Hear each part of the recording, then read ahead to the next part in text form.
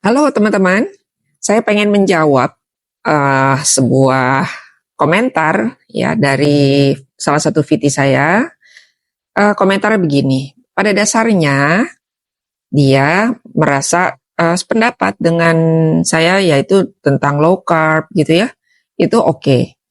Hanya dia tidak setuju atau tidak sependapat dengan saya mengenai glukosa adalah makanan kanker. Sebetulnya glukosa makanan kanker itu bukan pendapat saya pribadi, ya, tetapi hasil dari penelitian para ilmuwan yang melakukan penelitian mengenai kanker, ya.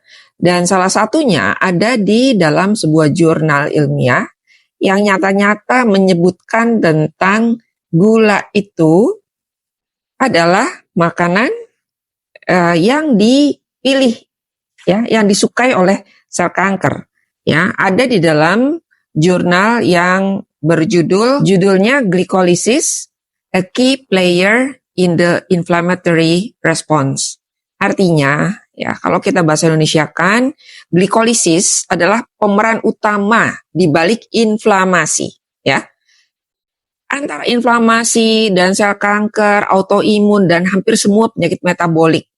Ini merupakan basic problem, ya, menjadi sebuah problem mendasar bagi kesehatan metabolik seseorang.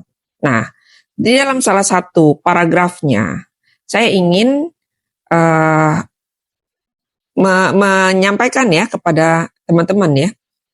Salah satunya, saya singkat aja, tapi beberapa poinnya adalah seperti ini. Metabolisme adalah proses inti yang mendasari semua fenomena biologis, menyediakan building block atau makromolekul, ya. Jadi jelas, metabolisme itu punya peran penting di dalam kesehatan metabolik kita. Nah, di sini disebutkan jalur ya dalam Krebs cycle itu kita masuk mengenai bagaimana makanan di metabolisme. Salah satunya adalah bagaimana karbohidrat yang diubah menjadi glukosa ya digunakan di dalam sel kita untuk diubah menjadi ATP atau energi. Nah, di dalam mitokondria kita itu diubah dulu ya menjadi pirufat. Ini sebetulnya panjang, tapi saya singkat-singkat saja. Ya, dan seharusnya metabolisme ini menggunakan oxidative phosphorylation, OXPHOS, yaitu menggunakan oksigen. Akan tetapi, ya, ada cara lain di luar oxidative phosphorylation yang dilakukan oleh mitokondria dengan menggunakan oksigen. Jadi pembakaran menggunakan oksigen.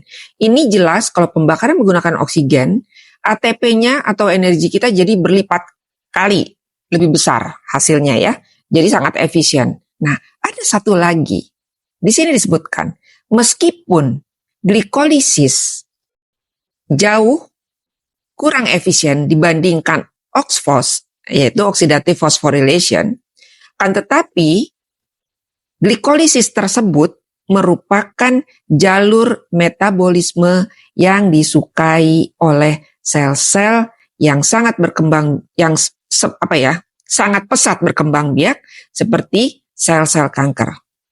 Ya, jadi apa yang dilakukan di dalam glikolisis tadi, dia tidak menggunakan ketika proses glikolisis terjadi, dia tidak menggunakan oksigen, akan tetapi akan difermentasi menjadi laktat, ya.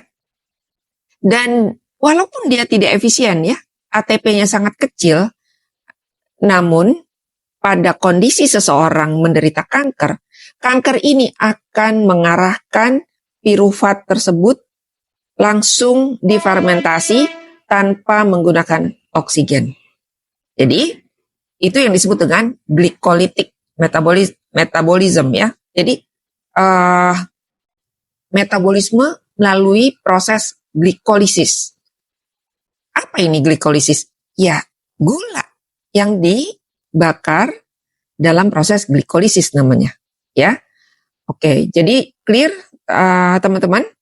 Kenapa saya menganjurkan kepada mereka yang menderita kanker, perhatikan makanan dan jangan kita makan makanan yang mengandung glukosa. Itu asal dari mana? Ya karbohidrat, sayur-sayuran dan buah-buahan. Ya, tentu dalam jumlah besar. Nah, jadi ini dasarnya, bukan kata saya. Ya, mudah-mudahan bisa menjelaskan buat teman-teman semua. Terima kasih.